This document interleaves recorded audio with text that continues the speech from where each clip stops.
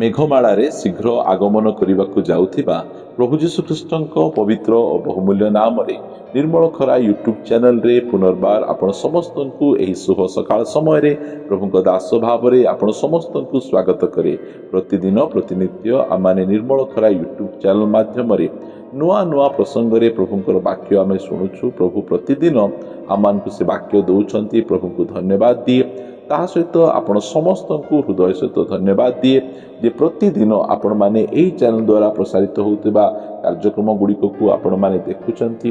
ଆଉ ଆପଣମାନେ କେବଳ ଦେଖୁଛନ୍ତି ତାହା ନୁହେଁ, ଆପଣମାନେ ଲାଇକ୍ ସେୟାର କମେଣ୍ଟସ୍ କରୁଛନ୍ତି। ଆଉ ଏହିସବୁ ବିଷୟ ଗୁଡ଼ିକ ଆମମାନଙ୍କୁ ପ୍ରଭୁଙ୍କର ସେବା କରିବା ପାଇଁ ଆହୁରି ଅଧିକ ଏନକରେଜ୍ କରୁଅଛି।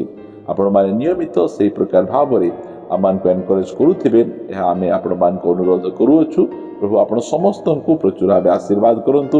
ଆସନ୍ତୁ ଆଜିର ପ୍ରସଙ୍ଗ ନିକଟକୁ ଯିବା। ଆଜିର ପ୍ରସଙ୍ଗଟି ଏହି ପ୍ରକାର ଅଟେ, ବିବାହ ପୂର୍ବରୁ ଶାରୀରିକ ସମ୍ପର୍କ। ଆଜିର ପ୍ରସଙ୍ଗଟି ଏହି ପ୍ରକାର ଅଟେ, ବିବାହ ପୂର୍ବରୁ ଶାରୀରିକ ସମ୍ପର୍କ।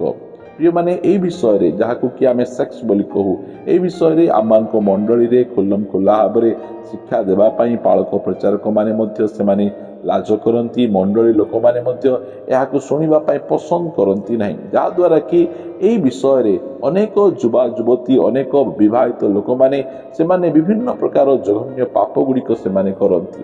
ପ୍ରିୟମାନେ, ବାଇବଲ ଆମମାନଙ୍କୁ କହେ ଯେ ଏହି ଯେଉଁ ସେକ୍ସ ବା ଯାହାକୁ କି ଆମେ ଯୌନ ସମ୍ପର୍କ କହୁ, ଆମେ ଏହା ପରମେଶ୍ୱର ସେ ତିଆରି କଲେ। ଆଉ ପରମେଶ୍ୱର ଏଥିପାଇଁ ତିଆରି କଲେ ଏହାକୁ ବାହାଘର ପରେ ସ୍ୱାମୀ ଆଉ ସ୍ତ୍ରୀଙ୍କ ମଧ୍ୟରେ ଏହି ଶାରୀରିକ ସମ୍ପର୍କ ରହିବ। ଆଉ ସ୍ୱାମୀ ଆଉ ସ୍ତ୍ରୀଙ୍କ ମଧ୍ୟରେ ଯେଉଁ ଶାରୀରିକ ସମ୍ପର୍କ ରହେ ତାହାକୁ ପବିତ୍ର ସମ୍ପର୍କ ବୋଲି କୁହାଯାଏ। ଆଉ ସ୍ୱାମୀ ଆଉ ସ୍ତ୍ରୀଙ୍କର ବାହାରେ ଯେଉଁ ସମ୍ପର୍କ ରଖାଯାଏ ତାହା ପାପ ଅଟେ, ତାହା ଅପରାଧ ଅଟେ, ତାହା ଦୁଷ୍ଟତା ଅଟେ। ପ୍ରିୟମାନେ, ଅନେକ ଯୁବା ଯୁବତୀମାନେ ସେମାନେ ବିବାହ ପୂର୍ବରୁ ହିଁ ସେମାନଙ୍କର ପବିତ୍ରତାକୁ ସେମାନେ ନଷ୍ଟ କରନ୍ତି। ବିବାହ ପୂର୍ବରୁ ହିଁ ସେମାନେ ଶାରୀରିକ ସମ୍ପର୍କ ଗୁଡ଼ିକ ରଖୁଛନ୍ତି। ଆଉ ଏହା ଦ୍ୱାରା ସେମାନଙ୍କର ବୈବାହିକ ଜୀବନ ବହୁତ ପରିମାଣରେ ପ୍ରଭାବିତ ହେଉଛି। ପ୍ରିୟ ପ୍ରଭୁଙ୍କ ଲୋକମାନେ, ପରମେଶ୍ୱର ଏହି ଶାରୀରିକ ସମ୍ପର୍କକୁ ସେ ସୃଷ୍ଟି କରିଛନ୍ତି। ଆଉ ଏହି ଶାରୀରିକ ସମ୍ପର୍କ ବିବାହ ମଧ୍ୟରେ ହିଁ ସୀମିତ ରହିବା ନିହାତି ଆବଶ୍ୟକ। ବିବାହ ବାହାରେ ଏହା ପାପ ଅଟେ, ବା ବିବାହ ପୂର୍ବରୁ ଏହା କରିବା ଏହା ପାପ ଅଟେ। ଯେଉଁ ସମୟରେ ପୋଟିଫରଙ୍କ ଘରେ ଯୋସେଫ ରହୁଥିଲେ, ସେହି ସମୟରେ ପୋଟିଫରଙ୍କ ସ୍ତ୍ରୀ ସେ ଦୁଷ୍ଟ ଆତ୍ମା ଦ୍ୱାରା ପରିଚାଳିତ ହୋଇ ଯୋସେଫଙ୍କର ସୁନ୍ଦରତାକୁ ଦେଖି ଯୋସେଫଙ୍କ ସହିତ ଶାରୀରିକ ସମ୍ପର୍କ ରଖିବା ପାଇଁ ସବୁ ସମୟରେ ଯୋସେଫଙ୍କୁ ପ୍ରଲୋଭିତ କରୁଥିଲେ। ମାତ୍ର ଯୋସେଫ ସେ ତାଙ୍କର ପ୍ରଲୋଭନରେ ସେ ପ୍ରଲୋଭିତ ନ ହୋଇଥିଲେ। ଆଉ ସେ ତାଙ୍କୁ କହିଥିଲେ, ପଢ଼ିବା ଆମେ ଆଦି ପୁସ୍ତକ 39 ଅଧ୍ୟାୟର 8 ପଦରୁ, ମାତ୍ର ଯୋସେଫ ଅସ୍ୱୀକାର କରି ଆପଣା ପ୍ରଭୁର ଭାର୍ଯ୍ୟାଙ୍କୁ କହିଲେ, ଦେଖ, ଏ ଗୃହରେ ମୋ ଜିମା ଯାହା ଅଛି ମୋ ପ୍ରଭୁ ତହିଁର ତତ୍ତ୍ୱ ନିଅନ୍ତି ନାହିଁ।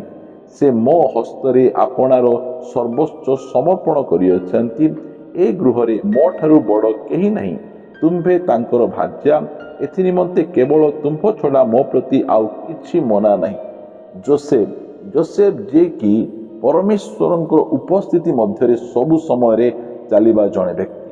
ଆମେ ଯେତେବେଳେ ଯୋସେଫଙ୍କ ବିଷୟରେ ଆମେ ଦେଖୁ ଯେ ଯେଉଁ ସମୟରେ ତାଙ୍କ ଭାଇମାନେ ତାଙ୍କୁ ବିକିଦେଲେ, ମିଶ୍ର ଦେଶରେ ଆସିଲେ, ସେହି ସମୟରେ ମିଶ୍ର ଦେଶର ଜଣେ ବ୍ୟକ୍ତି ପୋଟିଫର ଯୋସେଫଙ୍କୁ ସେ କିଣିଛନ୍ତି। ଆଉ ଯୋସେଫ ତାଙ୍କ ଘରେ ଥିବା ସମୟରେ ବାଇବଲ କହେ ଯେ ପରମେଶ୍ୱର ତାଙ୍କ ସହିତ ରହୁଥିଲେ। ଯେଉଁ ସମୟରେ ସେ କାରାଗାରରେ ଥିଲେ, ସେହି ସମୟରେ ମଧ୍ୟ ପରମେଶ୍ୱର ତାଙ୍କ ସହିତ ରହୁଥିଲେ। ଯୋସେଫ ଏହି ପ୍ରକାର ଗୋଟିଏ ବ୍ୟକ୍ତି ଥିଲେ, ଏହି ପ୍ରକାର ଗୋଟିଏ ଯୁବା ଥିଲେ ଯେ ପରମେଶ୍ୱରଙ୍କ ଉପସ୍ଥିତି ମଧ୍ୟରେ କେମିତି ରହିବାର ସେ ଅତି ଭଲ ଭାବରେ ଜାଣିଥିଲେ।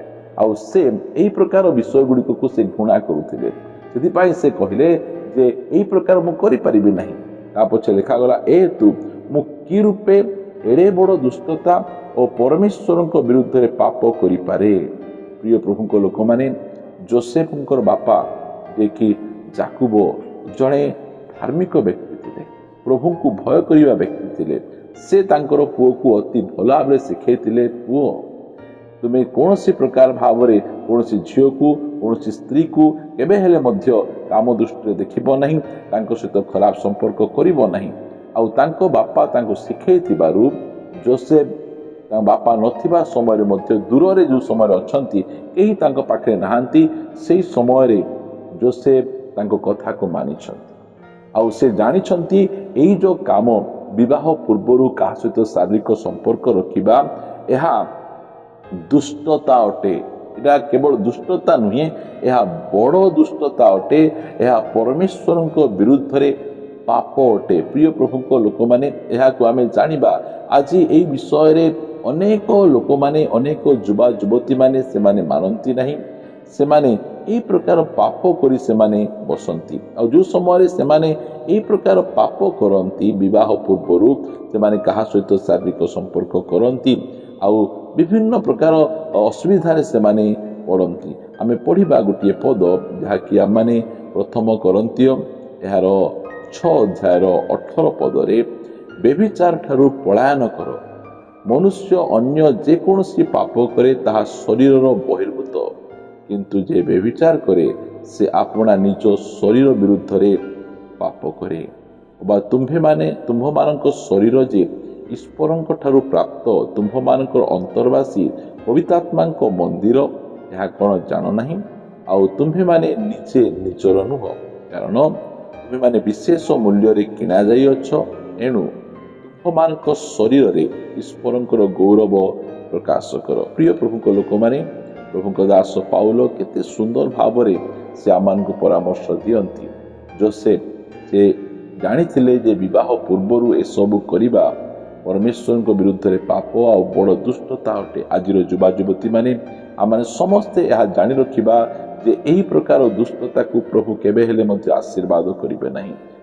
ସେଥିପାଇଁ ଯେଉଁମାନେ ବିଭିନ୍ନ ପ୍ରକାର ପାପ କରନ୍ତି, ଆଉ ସେଇ ପାପ ମଧ୍ୟରୁ ବ୍ୟଭିଚାର ପାପ, ଏହା ଶରୀର ଭିତରେ ଆମର ଶରୀର ବିରୁଦ୍ଧରେ କରିବା ପାପ ଅଟେ।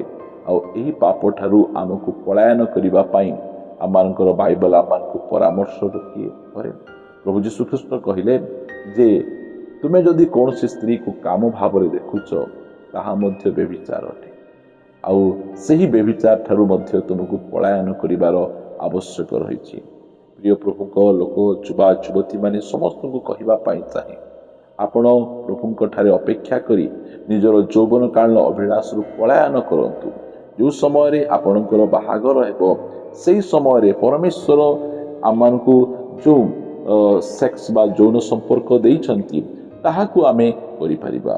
ଜ୍ଞାନୀ ସଲୋମନ ସେ ଆମମାନଙ୍କୁ ଅତି ସ୍ପଷ୍ଟ ଭାବରେ ସେ କହନ୍ତି, ଯାହାକି ଆମମାନେ ପଢ଼ିପାରିବା ହିତୋପଦେଶ 5 ଅଧ୍ୟାୟ ଏହାର 18 ପଦରୁ ପଢ଼ିବା। ତୁମ୍ଭର ନିର୍ଝର ଧନ୍ୟ ହେଉ, ଆଉ ତୁମ୍ଭେ ଆପଣା ଯୌବନ କାଳର ଭାର୍ଯ୍ୟାଠାରେ ଆମୋଦ କର। ପ୍ରିୟ ପ୍ରଭୁଙ୍କ ଲୋକମାନେ, ପରମେଶ୍ୱର ଆମମାନଙ୍କୁ ବାଇବଲ ଦେଇଛନ୍ତି, ଆଉ ଏଇ ବାଇବଲ ଆମମାନଙ୍କୁ ସବୁ ବିଷୟରେ ଆମମାନଙ୍କୁ ଶିକ୍ଷା ଦିଏ। ମୋର ପ୍ରାର୍ଥନା, ମୋର ଏହା ବୋଝ, ଆମମାନଙ୍କର ଯୁବା ଯୁବତୀମାନେ ପବିତ୍ର ରୁହନ୍ତୁ, ଯାହାଦ୍ୱାରା କି ପରମେଶ୍ୱର ସେମାନଙ୍କୁ ଶକ୍ତିଶାଳୀ ଭାବରେ ବ୍ୟବହାର କରିବେ। ଏହା ମୁଁ କହିବା ପାଇଁ ଚାହେଁ। ଯେଉଁ ସମୟରେ ଯୋସେଫ ପବିତ୍ର ରହିଲେ, ପରମେଶ୍ୱର ତାଙ୍କୁ ବ୍ୟବହାର କଲେ। ଦାନିଏଲ ପବିତ୍ର ରହିଲେ, ତାଙ୍କୁ ପରମେଶ୍ୱର ବ୍ୟବହାର କଲେ। ରିବିକା ପବିତ୍ର ରହିଲେ, ତାଙ୍କୁ ପରମେଶ୍ୱର ବ୍ୟବହାର କଲେ। ଏଷ୍ଟର ପବିତ୍ର ରହିଲେ, ପରମେଶ୍ୱର ତାଙ୍କୁ ବ୍ୟବହାର କଲେ, ଉଚ୍ଚ ପଦକୁ ନେଇଗଲେ। ସେଇଟା ହିଁ ମୋର କହିବାର ଆବଶ୍ୟକ। ଯାହା ବିବାହ ପରେ କରିବା କଥା, ତାହା ବିବାହ ପୂର୍ବରୁ କରି ନିଜର ପବିତ୍ରତାକୁ, ନିଜର ଦର୍ଶନକୁ, ପରମେଶ୍ୱରଙ୍କ କାର୍ଯ୍ୟକୁ ଆମ ଜୀବନରେ ଆମମାନେ ଅସ୍ୱୀକାର ନ କରୁ। ଯୋସେଫ ଯଦି ସେଦିନ ପୋଟିଫରଙ୍କର ସ୍ତ୍ରୀଙ୍କ ସହିତ ଶାରୀରିକ ସମ୍ପର୍କ ରଖିଥାନ୍ତେ, ତାହେଲେ କେବେ ହେଲେ ମଧ୍ୟ ସେ ମିଶର ଦେଶର ପ୍ରଧାନମନ୍ତ୍ରୀ ହେଇପାରିନଥାନ୍ତେ। ଆଜିର ପବିତ୍ରତା କାଲି ଆମକୁ ଉଚ୍ଚ ପଦକୁ ନେଇଯିବ। ପ୍ରିୟ ପ୍ରଭୁଙ୍କ ଲୋକମାନେ, ସେଥିପାଇଁ ପବିତ୍ର ରହିବା ପାଇଁ ଆମମାନେ ସବୁ ସମୟରେ ଚେଷ୍ଟା କରିବା। ଏହି ପ୍ରକାର ପାପ, ଏହି ପ୍ରକାର ଅପରାଧ ଠାରୁ ଆମକୁ ଦୂରକୁ ରହିବା, ତାହାଦ୍ୱାରା କି ପରମେଶ୍ୱର ଆମକୁ ଶକ୍ତିଶାଳୀ ଭାବରେ ବ୍ୟବହାର କରି ଉଚ୍ଚ ପଦକୁ ଆମକୁ ନେଇଯିବେ। ଆସନ୍ତୁ ଆମେ ପଦେ ପ୍ରାର୍ଥନା କରିବା। ପବିତ୍ର ଗୌରବମୟ ପିତା, ଆମେ ତୁମକୁ ଧନ୍ୟବାଦ ଦେଉଛୁ। ତୁମେ ଆମମାନଙ୍କୁ ପ୍ରଭୁ ପ୍ରତି ସମୟରେ, ପ୍ରତି ବିଷୟରେ ତୁମେ ଆମମାନଙ୍କୁ କଥା କହୁଛ।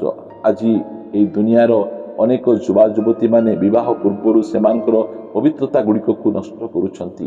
ମାତ୍ର ପ୍ରାର୍ଥନା କରି ଯେଉଁ ଯୁବା ଯୁବତୀମାନେ ତୁମର ଦ୍ୱାରା ନିରୂପିତ, ତୁମର ଅଟନ୍ତି, ପ୍ରଭୁ ସେମାନଙ୍କୁ ତୁମେ ଦୟାକରି ଅନୁଗ୍ରହ କର, ପବିତ୍ର ରହିବେ आउ तुमे सेमानकु सबु विषय उन्नत करिवो तुमे दया कर अनुग्रह कर जो माने शारीरिक अभिलाष रे पड़ी छटपट होउचंती सेमानकु निमंते प्रार्थना करे पवित्र आत्मा को शक्ति और सामर्थ्य प्रदान कर जहा द्वारा कि सेमाने एई प्रकार यौवन काल अभिलाष रु पलायन करि परिबे तुमे अनुग्रह प्रदान कर प्रिय प्रभु प्रार्थना सुनिछ धन्यवाद दे प्रार्थना प्रभु यीशु को नाम रे मागुछि आमीन आमीन प्रेज द लॉर्ड प्रभु आम समस्त को प्रचुर भाव आशीर्वाद करंतु परमेश्वर आम समस्त द्वारा गौरव पातु प्रभु अनुग्रह करती आस्था समय पुनर्बार आ गोटे नूतन वीडियो रे आम परस्पर सहित साक्षात करवा रहिबा नमस्कार praise the Lord God bless you.